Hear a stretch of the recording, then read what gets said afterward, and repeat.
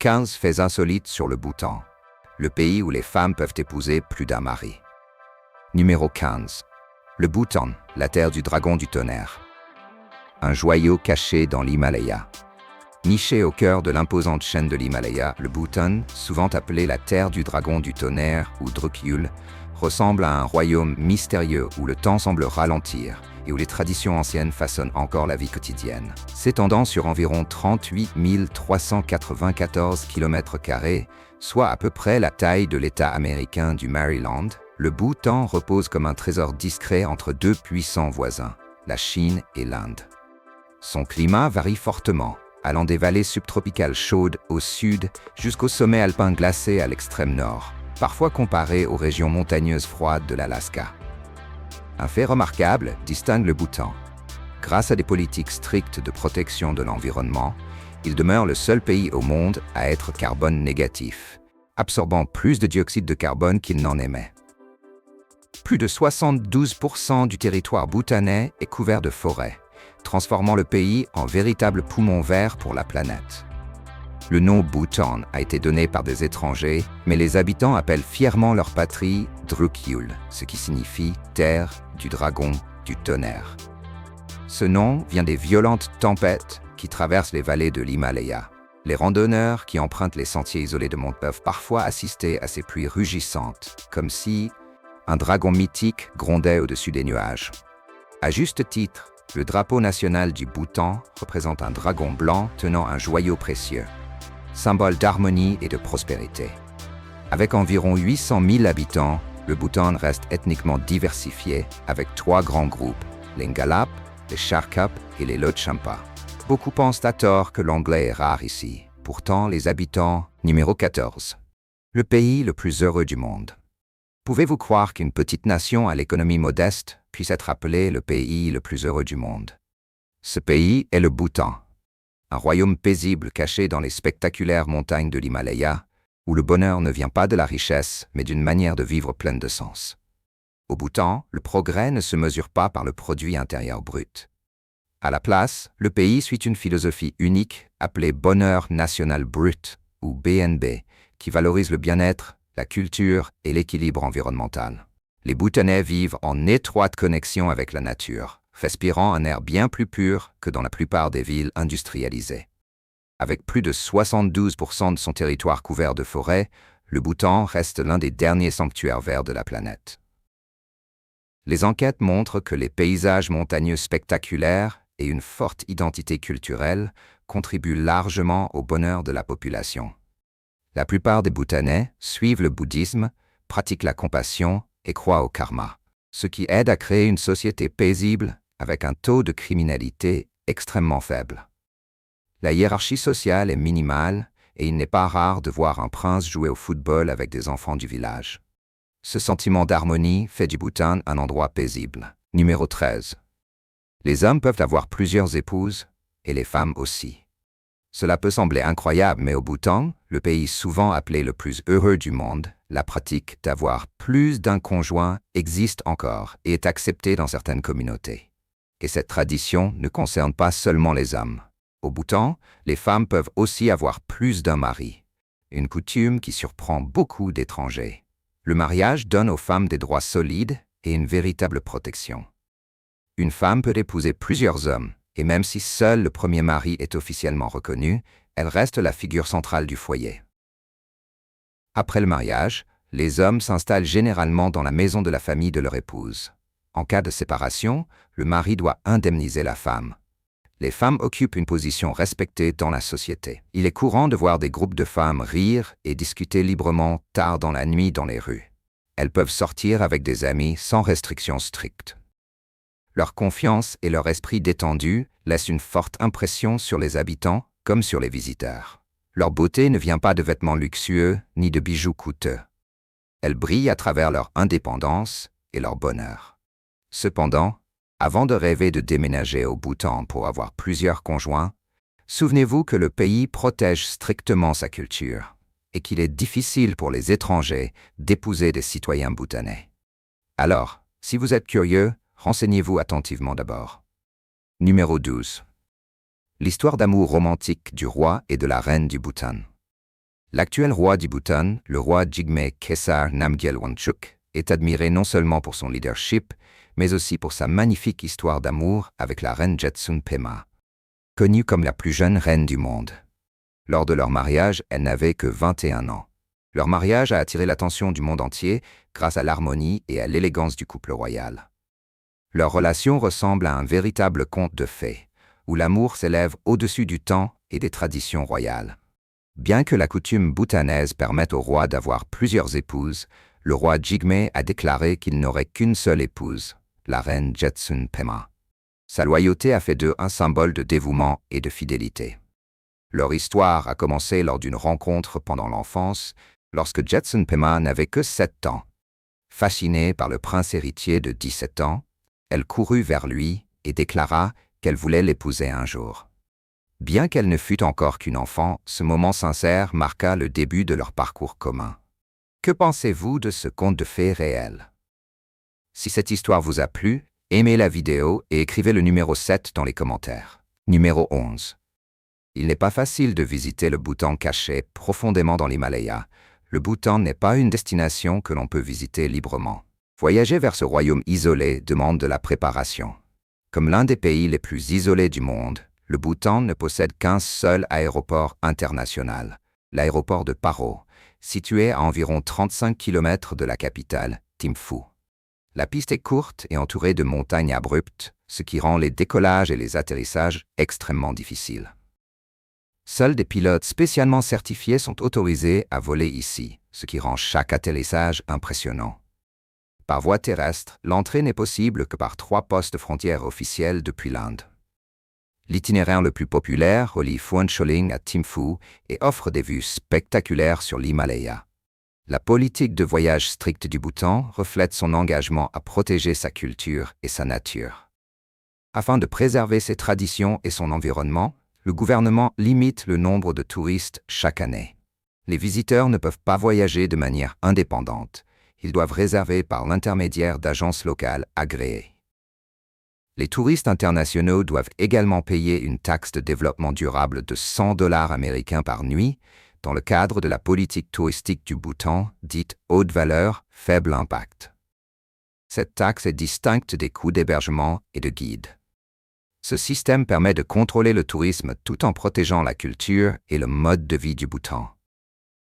Numéro 10. Le seul pays au monde sans feu de circulation. Pouvez-vous imaginer un pays sans aucun feu de circulation? Ce pays est le Bhoutan, petit mais remarquablement unique. Au lieu d'utiliser des signaux rouges, jaunes et verts aux intersections, le Bhoutan s'appuie sur des policiers de la circulation formés qui se tiennent au carrefour et dirigent les véhicules à la main. Ce système est très différent de celui des grandes villes comme New York ou Londres, où les feux de circulation sont essentiels à la vie quotidienne. Au Bhoutan, l'interaction humaine remplace le contrôle automatisé, créant une atmosphère plus calme et plus personnelle dans les rues. Thimphu, la capitale et la plus grande ville, a un jour expérimenté les feux de circulation. Cependant, après seulement 24 heures, ils ont été retirés, car de nombreux habitants estimaient que ces feux perturbaient leur lien avec les agents de la circulation, connus pour leur amabilité. Les habitants préféraient les indications directes des personnes plutôt que celles des machines, préservant ainsi un fort esprit de communauté dans la vie quotidienne. Numéro 9. Refuser la nourriture la première fois est un signe d'humilité.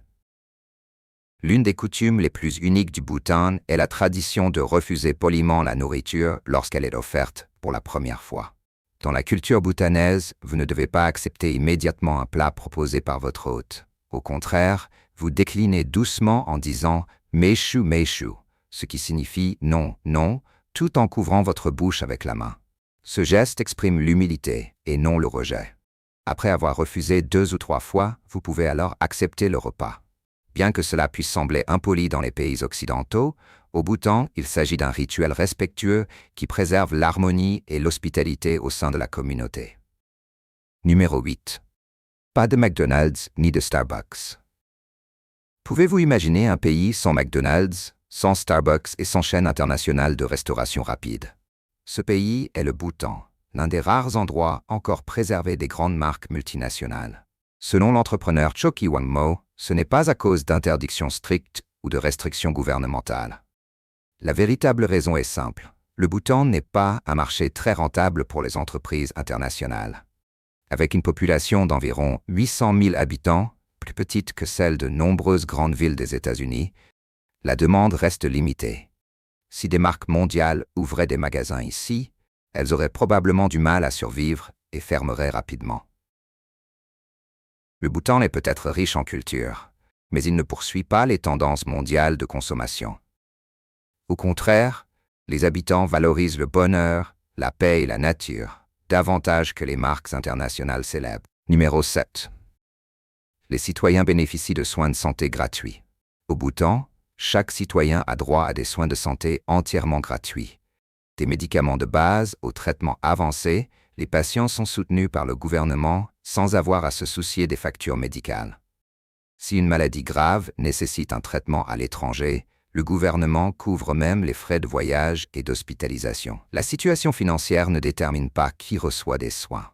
Contrairement à des pays comme les États-Unis ou certaines régions d'Europe, où les systèmes de santé privés dominent souvent et où les coûts peuvent être extrêmement élevés, le Bhoutan ne possède aucun hôpital privé.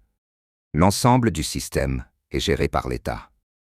Cela garantit que tous les citoyens, qu'ils vivent dans des villages de montagne isolés ou dans des villes animées, bénéficient d'un accès égal aux services médicaux et du même niveau de soins. Numéro 6. Pas de services bancaires en ligne au Bhoutan. Si vous imaginez un pays rempli de services numériques rapides, le Bhoutan pourrait vous surprendre. Ici, les banques ne permettent pas aux clients d'ouvrir des comptes en ligne. Au lieu de gérer leur argent depuis un téléphone ou un ordinateur, les habitants doivent se rendre à la banque en personne pour la plupart des transactions. Alors qu'aux États-Unis ou en Europe, vous pouvez prendre rendez-vous en quelques clics, au Bhoutan, vous passez généralement un appel téléphonique ou organisez une rencontre en face à face. Le service client en ligne reste très limité. Le Bhoutan avance à son propre rythme, constant et paisible, en privilégiant la simplicité et la tradition plutôt que la course permanente de la technologie moderne. Numéro 5. Les festivals traditionnels colorés du Bhoutan. Les festivals au Bhoutan s'appellent Tshetshu et possèdent une grande importance culturelle et spirituelle. Pendant ces événements éclatants de couleurs, les Bhoutanais portent leurs vêtements traditionnels, le go pour les hommes et le kira pour les femmes, et se rassemblent pour exécuter des danses sacrées masquées et chanter des chants traditionnels soigneusement préservés depuis des siècles. Parmi eux, le plus célèbre est le Paro Tshetshu, célébré chaque printemps pendant 5 jours. Les foules se réunissent au Paro Dzong, une forteresse construite en 1644 pour honorer Guru Rinpoché, le maître qui introduisit le bouddhisme au Bhoutan. Le moment le plus marquant est le dévoilement d'un gigantesque tanka de Guru Rinpoché, exposé à l'aube comme une bénédiction de paix et de pardon.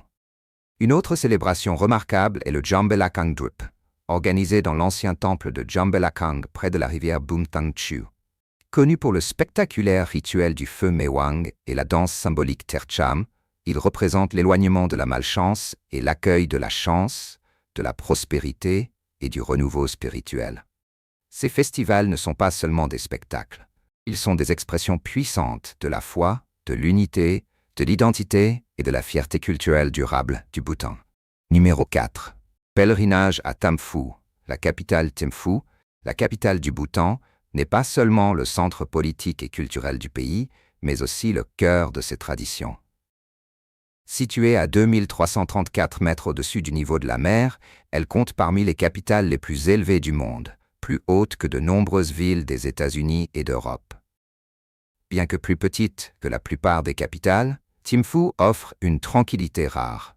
Des monastères sacrés, de grandes forteresses comme le Tashi Chodzong et les forêts environnantes créent un cadre paisible. Couvrant un peu plus de 26 km², c'est la plus grande ville du Bhoutan, mais avec une population d'environ 100 000 habitants, elle reste calme et intime. L'un de ses monuments les plus impressionnants est le Bouddha d'Ordenma, haut de 51,5 mètres et recouvert d'or. Orienté vers le sud, il symbolise la protection et les bénédictions pour la ville. Les visiteurs sont souvent impressionnés par sa taille et sa sérénité. La Bibliothèque nationale abrite également l'un des plus grands livres du monde, créé par Michael Hawley et pesant environ 60 kg, reflétant le respect du Bhoutan pour la culture et le savoir. Thimphu est aussi connu comme un refuge pour les chiens errants. Guidés par la compassion bouddhiste, les habitants prennent soin d'eux, donnant à la ville un esprit particulièrement doux. Numéro 3. Un paradis de voyage dans l'Himalaya. Même sans littoral, le Bhoutan reste une destination de rêve pour les amoureux de la nature et de la culture. Niché au cœur des majestueux Himalayas, le pays enchante les visiteurs avec ses paysages spectaculaires, ses monastères anciens et un héritage culturel profondément enraciné. L'un de ses sites les plus emblématiques est le monastère de Paro Taktsang, largement connu sous le nom de Nid du Tigre. Accroché à une falaise abrupte à près de 3000 mètres au-dessus du niveau de la mer, ce lieu sacré attire à la fois des pèlerins spirituels et des amateurs d'aventure. Pour l'atteindre, il faut effectuer une randonnée exigeante d'environ 3 heures et gravir près de 850 marches. Mais l'effort est largement récompensé par des vues époustouflantes sur les forêts, les cascades et la brume légère des montagnes. Au-delà du nid du Tigre, le Bhoutan offre la paisible vallée de Phobjikha, où les forêts intactes, les rhododendrons en fleurs et les maisons traditionnelles en bois créent une atmosphère hors du temps. Ici, les visiteurs peuvent observer la vie des villages locaux et même goûter un vin de riz traditionnel appelé Ara. Une autre étape inoubliable est le col de Dochula, célèbre pour ses vues panoramiques sur les sommets enneigés de l'Himalaya au lever ou au coucher du soleil. Le col abrite également des cortins commémoratifs honorant les soldats bhoutanais. Bien que petit par sa taille, le Bhoutan déborde de beauté naturelle. Il offre aux voyageurs non seulement des paysages spectaculaires, mais aussi un espace paisible pour se connecter profondément à la culture, à la spiritualité et au rythme de la vie en montagne. Numéro 2. Coût de la vie au Bhoutan. Vivre au Bhoutan offre un mode de vie particulier, surtout lorsqu'on observe le coût de la vie et les dépenses quotidiennes par rapport à de nombreux pays occidentaux. À Thimphu, la capitale, louer un appartement d'une chambre dans le centre-ville coûte en moyenne environ 9700 ngultrum, soit environ 130 $ américains par mois. En dehors du centre, le loyer descend à environ 6200 ngultrum, soit près de 83 $. Les services essentiels, électricité, chauffage, eau et collecte des déchets, pour un appartement d'environ 85 mètres carrés, coûte approximativement 3500 ngultrum, soit environ 47 $ par mois. L'accès à Internet est disponible, avec des prix qui varient selon la vitesse et le fournisseur. Manger au restaurant reste abordable, autant pour les habitants que pour les visiteurs. Un repas dans un restaurant simple coûte environ 250 ngultrum, soit environ 3 à 4 $. Pour ceux qui préfèrent cuisiner, les marchés locaux proposent toute l'année des produits frais, riz, légumes et produits laitiers, à des prix raisonnables. Les transports sont également peu coûteux. Des abonnements mensuels au transport public sont disponibles et les tarifs des taxis restent inférieurs à ceux de la plupart des pays occidentaux. D'autres dépenses, comme les abonnements à une salle de sport, coûtent en moyenne environ 2000 ngultrum, soit près de 26 $ par mois. Les services de santé, y compris les soins dentaires, sont accessibles et bien moins chers qu'aux États-Unis. Dans l'ensemble, le coût mensuel estimé pour une personne seule est d'environ 96 000 ngultrum, soit approximativement 1250 $, environ 66% moins cher que de vivre aux États-Unis. Avec un coût de la vie aussi abordable et un environnement si paisible, envisageriez-vous de vivre ici? Commentez 1 pour oui, 0 pour non. Numéro 1. La nourriture au Bhoutan. Si vous aimez les saveurs audacieuses et épicées, le Bhoutan est un véritable paradis. Ici, les piments ne sont pas seulement un assaisonnement, ils sont le cœur de la cuisine et un symbole de l'identité nationale. Les Bhoutanais apprécient tellement le piment qu'il apparaît dans les repas quotidiens à travers tout le pays, des villages ruraux jusqu'à la capitale. Contrairement à la plupart des endroits où le piment est utilisé avec modération, au Bhoutan, il est considéré comme un véritable légume. On l'ajoute généreusement au riz frit, au ragoût, aux soupes et aux salades fraîches. Devant de nombreuses maisons, vous verrez des piments rouges séchés au soleil, soigneusement préparés pour être utilisés toute l'année dans les cuisines familiales. Le piment ne sert pas seulement à apporter de la chaleur. Il aide les habitants à rester au chaud pendant les hivers rigoureux de l'Himalaya et apporte du réconfort lors des nuits froides en montagne. Le plat national, Emadachi, illustre parfaitement cet amour pour le piquant. Un mélange simple mais puissant de piment frais et de fromage local onctueux. Imaginez la chaleur vive du piment se mêlant au fromage fondu et crémeux. C'est une saveur que vous n'oublierez pas facilement et une expérience différente de toute autre cuisine. Si vous préférez des plats plus doux, de nombreuses options existent encore. Des crêpes de sarrasin ou de maïs sont servies avec du beurre ou du miel. Jashamaru, un ragoût de poulet légèrement épicé, offre des saveurs plus délicates. Zaoshungo, du riz frit aux légumes, est également très apprécié. Et ne manquez pas le suja, le thé traditionnel au beurre, chaud et savoureux lors des froides journées de montagne. La cuisine bhoutanaise est à la fois ardente et réconfortante, reflétant la chaleur, la résilience et l'esprit de son peuple. Nous venons maintenant d'explorer ensemble 15 faits fascinants sur le Bhoutan. Espérons que ce voyage vous aura offert une nouvelle perspective sur cette remarquable nation de l'Himalaya e vous aura inspiré pour de futurs voyages. Spero davvero che il video di oggi ti sia piaciuto. In tal caso, ricordati di mettere mi piace e di iscriverti al canale così non perderai i prossimi contenuti entusiasmanti. Il tuo supporto è fondamentale e ci permette di continuare a creare video sempre migliori. Guarda anche il prossimo video che vedi sullo schermo, sono certo che sarà di tuo gradimento. Lascia pure un commento indicando il paese che vorresti vedere esplorato in futuro. Grazie di cuore per aver guardato e ci vediamo nel prossimo video.